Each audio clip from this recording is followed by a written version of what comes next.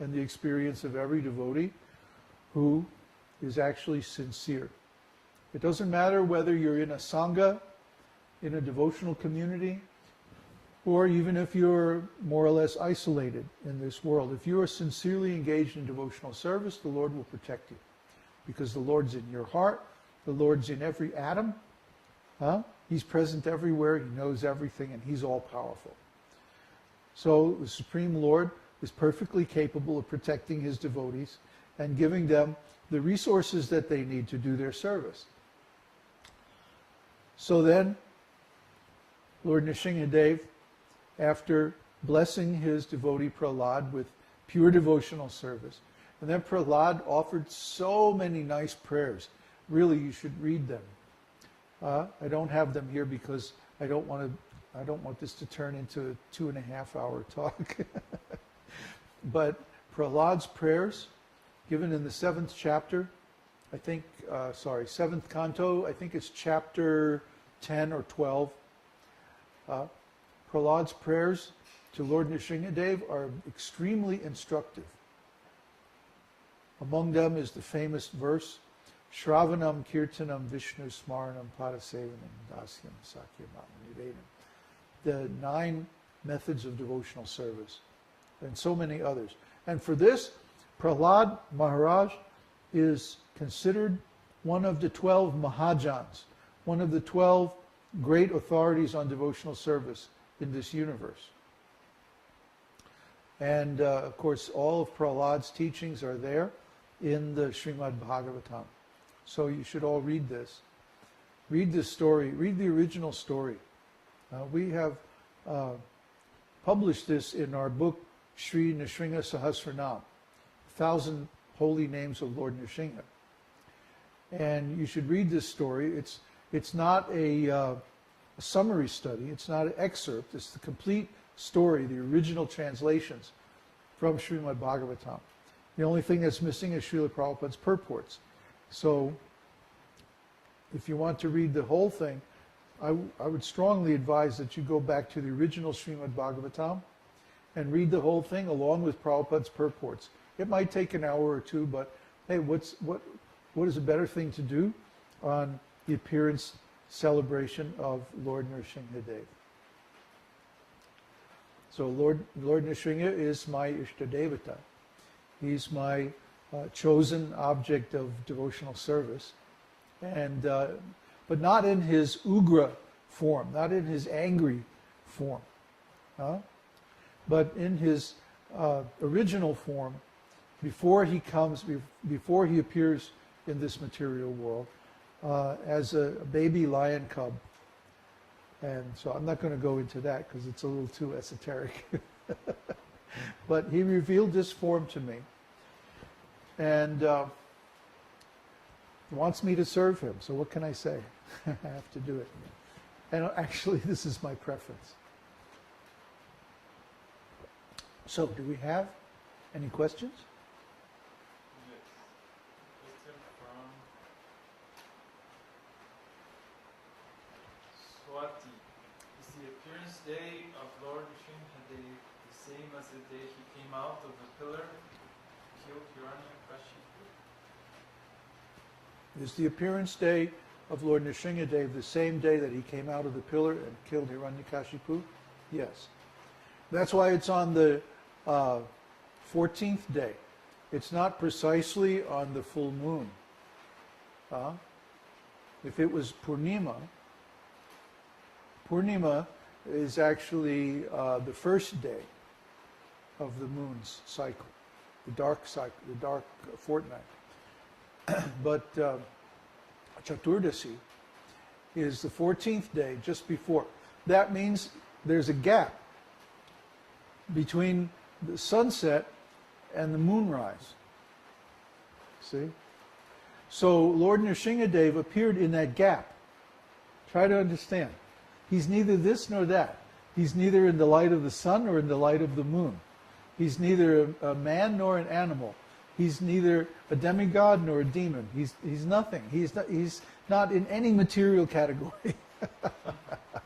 He is what he is, as it said in the Bible. The name of God is I am what I am. Like Popeye. I am what I am. Huh? There's no category, there's no material quality that describes him. His qualities are all transcendental. So being transcendental means they're neither this nor that. They're not in any material category or any material ontology.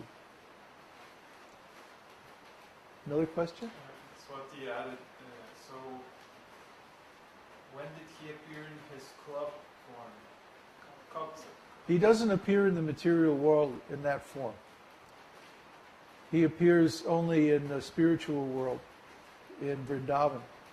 There's a very esoteric shloka in the 10th canto of Śrīmad-Bhāgavatam that describes how Kṛṣṇa is enjoying playing in Vrindavan like a little lion cub. So actually he assumes that form. Why not?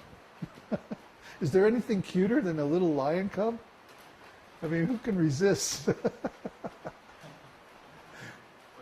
from Marino. The Lord blessed Prahlad with pure devotional service. What does that mean?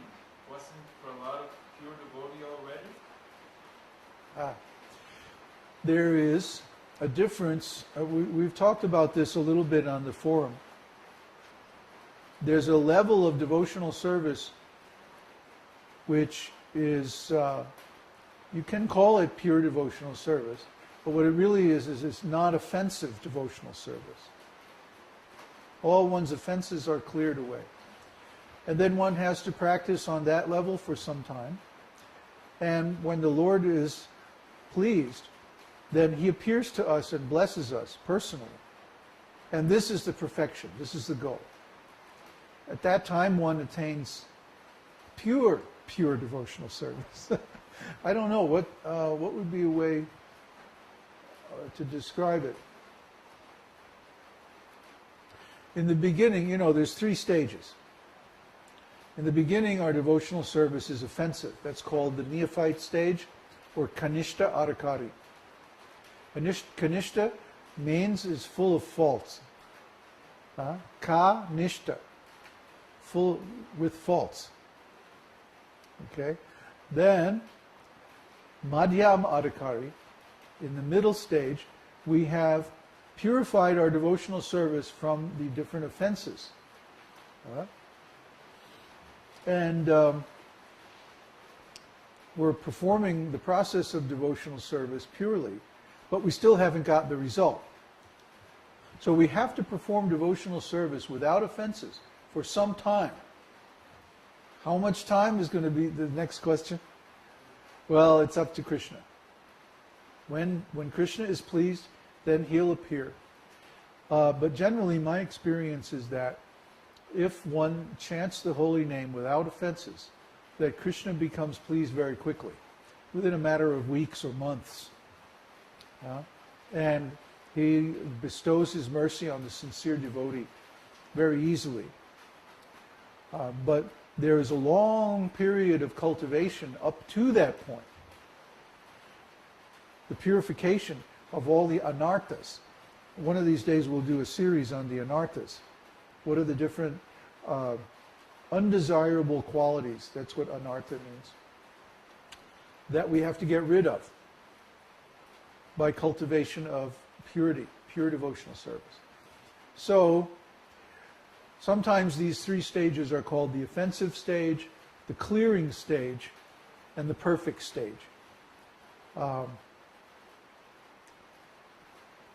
devotional service in the clearing stage is actually pure because it doesn't have any offenses.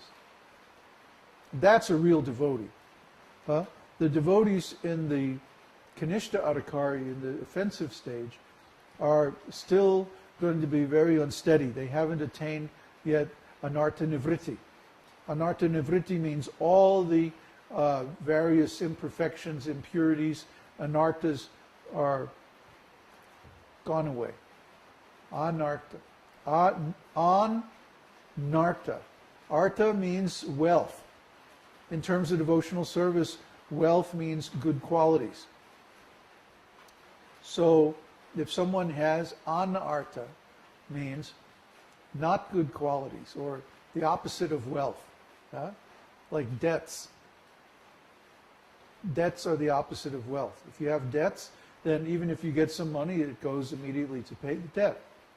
You can't use it to enjoy. So if we have anarthas, or bad qualities, material qualities, that means we have to work to overcome those. When we reach anartha nivritti, nivritti means they go away, they disappear. Then we enter the madhyama adhikari stage. And we very quickly develop steadiness, detachment, attachment to devotional service, taste, purity, transcendental emotions, ecstasy, and finally, pure